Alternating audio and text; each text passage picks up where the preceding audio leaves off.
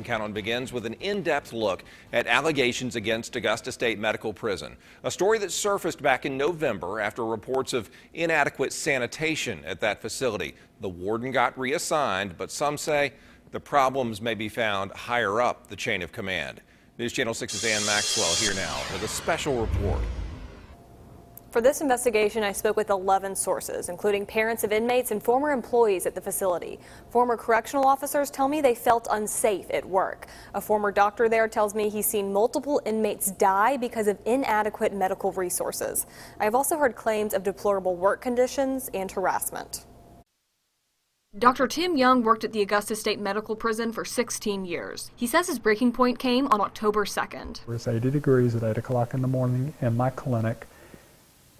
All of my staff are pulling the trash, they're bagging up the trash, and I was cleaning the toilet with Clorox wipes. Dr. Young says the clinic he managed had been without air conditioning for 2 months. Trash was piling up outside the operating room. Flies followed. At one point, a worker sent out an email looking for fly strips. At the end of December, Young resigned. He says he felt like the system was retaliating against him for raising concerns about sanitation, security, and health care. That was not met kindly by anyone on, I think, GCHC side or GDC side. The Department of Corrections maintains the prison. Georgia Correctional Health Care, which is a branch of Augusta University, is responsible for providing the health care. That is a very big contract.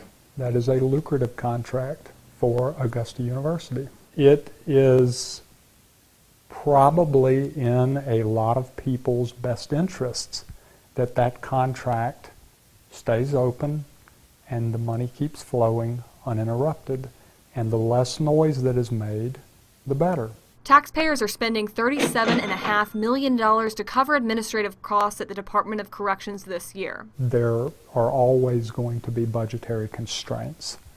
However, it has appeared to me over the past several years that there are not very many budgetary constraints when it comes to hiring administrative staff. In response to allegations of sanitation issues at the prison, the Department of Corrections Assistant Commissioner of Health Services, Randy Sauls, has been working on a plan to oversee improvements. He says they are working to set up a deep cleaning, which should take about 6 weeks. They'll repeat that cleaning every year. The DOC has also created a new position, a Director of Environment of Care. Georgia Correctional Health Care will also bring in a new administrator. Are you going to hire any new people within the prison?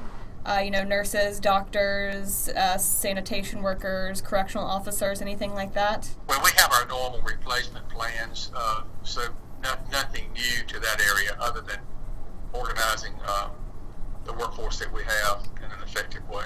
Inmates themselves are part of that workforce. Dr. Young says sanitation got really bad when the inmate assigned to clean the clinic was removed because he was a security risk. Issues have kind of fallen through the cracks with that strategy in the past of having the inmates.